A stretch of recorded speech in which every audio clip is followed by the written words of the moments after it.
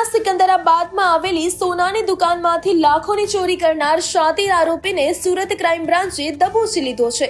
મળતી વિગતો અનુસાર આરોપી શેખ નસીરુલ અને તેના સાથી રમઝાને મળીને ગત જાન્યુઆરી માસમાં સોનાની દુકાનની ડુપ્લિકેટ ચાવી બનાવી 13.30 લાખના સોના ચાંદીના દાગીનાની ચોરી કરી હતી। સુરત ક્રાઇમ બ્રાન્ચના પીઆઈ આરઆઈ જાડેજાની ટીમે બાતમીના આધારે શહેરના દાસ્તીપુરા વિસ્તારમાંથી આરોપીઓને ઝડપી પાડ્યો છે। મૂળ પશ્ચિમ બંગાળનો અને સોનીગામ સાથે સંકળાયેલો આરોપી અગાઉ પણ ઘરફોડ ચોરી અને મોબાઈલ ચોરી જેવા ગુનાઓમાં સંડોવાયેલો હોવાનું ખુલ્યું છે। આ ચોરીમાં મહત્વની ભૂમિકા ભજવનાર રમઝાનને ટીપ તરીકે 50,000 રૂપિયા આપવામાં આવ્યા હતા।